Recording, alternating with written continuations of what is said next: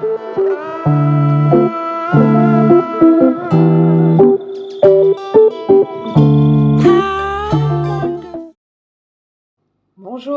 tout le monde, vous êtes bien sur la chaîne de Marion Boiramé, coach, et aujourd'hui nous sommes lundi, donc nouvelle vidéo.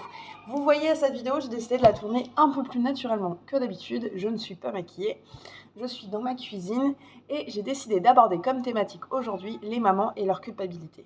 Oh oui, leur culpabilité. De quoi on va parler exactement? Donc les mamans, on a ce pouvoir magique, alors je fais des généralités, peut-être qu'il y a des mamans qui ne vivent pas ça et franchement je trouve ça top.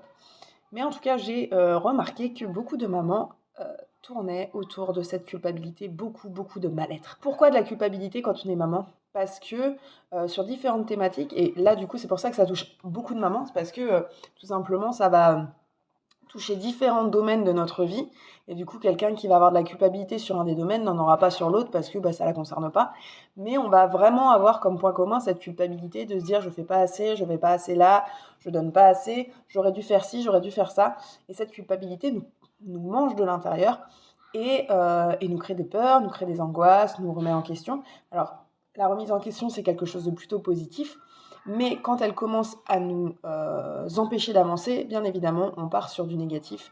Et là, il est fortement important de trouver des solutions ou de trouver quelqu'un qui soit capable de nous écouter et de nous remettre un petit peu sur le droit chemin de oui, je fais pas tout bien ou tout parfaitement, mais en même temps, est-ce que c'est ce que je désire? Et est-ce que mon enfant n'est pas heureux avec ce que je lui propose? Donc la culpabilité, dans quel secteur elle peut s'étendre? Donc il y a différents secteurs. Le premier, l'un de ceux que je trouve, on va dire, le plus basique, ça va être le fait de ne pas être la maman gâteau, la fameuse maman qui fait des goûters d'anniversaire particulièrement top, la maman qui participe à toutes les activités de l'école, la maman qui, voilà, qui est présente, et je parle pas forcément des mamans au foyer parce qu'il y a des mamans au foyer qui sont pas comme ça non plus, en fait. C'est vraiment la maman qui a une implication dans l'extrême, qui a cette vision des choses. Et du coup, quand on est une maman qui aime pas forcément ça, alors soit qui aime pas forcément ça, c'est-à-dire d'être tout le temps partout, de faire des gâteaux, etc. Soit une maman qui a un emploi du temps extrêmement chargé et qui du coup ne peut pas le faire, on peut vivre de cette culpabilité de se dire bah tiens, je suis pas la maman parfaite, la maman gâteau qu'on peut voir à la télé ou dans les séries américaines, etc. Donc ça, c'est une des culpabilités que je trouve le plus redondante. Ensuite, la culpabilité elles sont toutes un petit peu en lien, hein. La culpabilité de ne pas passer assez de temps avec nos enfants. Donc là, c'est vrai que par exemple, dans ma méthode, le stop and go, c'est quelque chose vraiment de très important parce que tout mon travail va consister à mettre en place les moments importants de votre vie, les pourcentages, parce que je parle en notion de pourcentage pour vous donner un peu plus de chiffres, que l'on va donner à chaque parcelle de sa vie, et à des moments donnés. C'est-à-dire qu'on peut donner 20% de son temps au boulot à un moment donné, et ça va être 45%. En fait, ça va vraiment dépendre de nos objectifs de vie, de ce qu'on souhaite, et c'est pour ça que c'est important de les déterminer. Parce que plus vous déterminez vos objectifs de vie, plus quand vous allez devoir attribuer du temps à ce qui vous semble important à ce moment-là, plus ça sera simple et il n'y aura plus cette culpabilité. Parce que donner 45% de son temps au travail, ça veut forcément dire, en sachant qu'il y a nos vies de femme, nos vies d'épouse ou pas, ça, puis on est célibataire, mais l'entretien de la maison, etc., ça veut forcément dire que vous allez accorder moins de temps à vos enfants qu'à votre travail. Et là encore, une culpabilité naît et qui n'est pas normale. Ce n'est pas parce que vous accordez 20% de votre temps à vos enfants que c'est grave ou que ce n'est pas bien. C'est un avis personnel. Pourquoi? Parce que l'important, c'est pas le nombre de pourcentages que vous allez accorder, parce qu'il faut quand même remettre les choses en circonstance. Vos enfants vont à l'école ou chez la nourrice parce que vous travaillez. Donc finalement, sur votre journée, vous les voyez très peu. Donc quand je dis 20% de votre temps, il faut vraiment remettre les choses en cohérence. Vous les voyez peut-être plus le week-end, ça dépend si vous travaillez dans le commerce le samedi, etc. Mais en soi, quand vous calculez le temps réellement que vous passez avec vos enfants, c'est pas énorme. C'est pour ça que 20%, des gens diront non, mais on ne peut pas juste consacrer 20% de son temps à ses enfants. Finalement, quand vous rapportez le temps que vous passez avec vos enfants, vous vous apercevrez que vous passez de toute façon plus de temps au travail dans la semaine. Donc c'est pas incohérent. Ce que je veux dire, c'est que du coup, la culpabilité du temps, il faut y faire très attention. Parce que l'important, ce n'est pas le pourcentage que vous donnez à votre enfant, mais l'important, c'est quand vous êtes dans ce 25% ou ce 10%, peu importe, c'est d'y être à 100%. Et c'est vraiment un des aspects fondamentaux de ma méthode, là où j'essaye de vous faire comprendre. La qualité plus que la quantité. À l'heure actuelle, vraiment, il y a beaucoup de choses qui sont mises en compte dans le secteur du travail, entre autres, sur ça. La qualité plus que la quantité.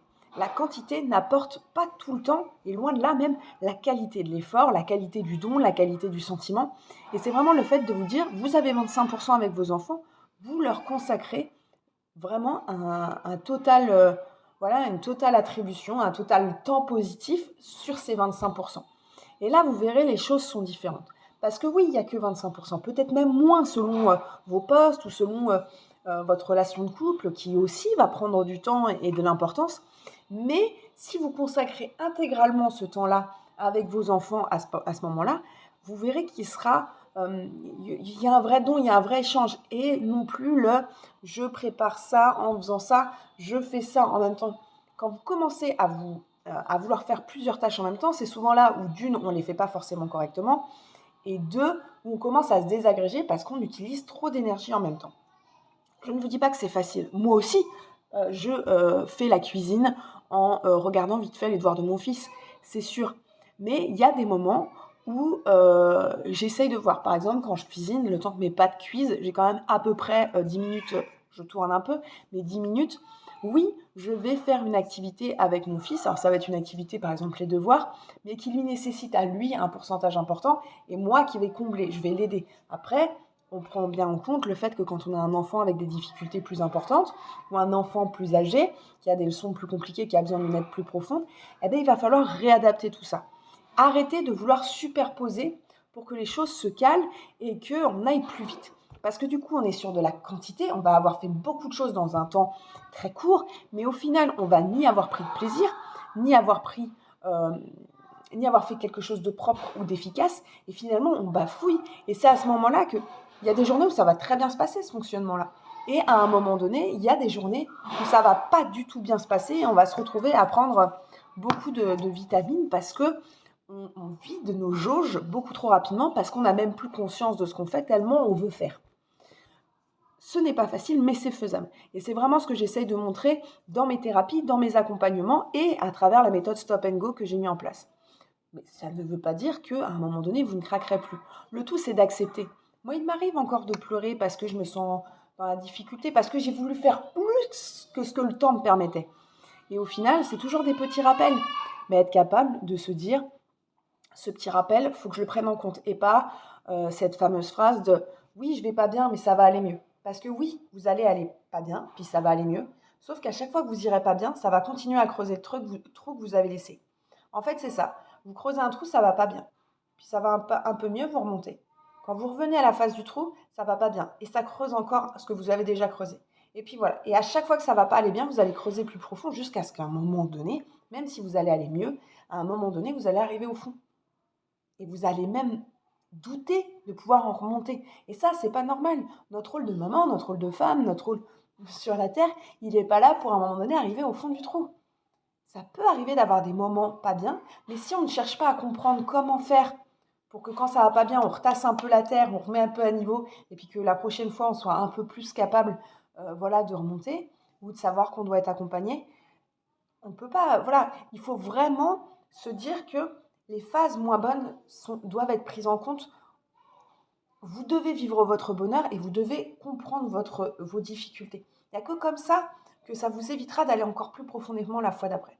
Même si on n'aime pas se poser des questions dans le noir parce que ça fait peur, parce qu'on ne se sent pas bien, parce que il faut vous les poser. Pourquoi j'ai ressenti ça? Pourquoi je pense ça? Pourquoi? Et ça, c'est quelque chose où, effectivement, pour la plupart du temps, on a besoin d'avoir des conseils et un suivi. Parce que c'est des choses, voilà, on ne va pas être peut-être capable de poser la bonne question pour déstructurer un peu le système de pensée bloqué qu'on a depuis plusieurs années. Voilà. Donc, je voulais vous parler de ça, de culpabilité, je voulais vous parler un peu de système interne, de comment moi je fonctionne en thérapie. J'espère que cette vidéo du lundi vous aura plu. N'hésitez pas à mettre un pouce comme ça, un petit commentaire si ça vous a plu. Et je vous dis à très vite pour une nouvelle vidéo. Ciao!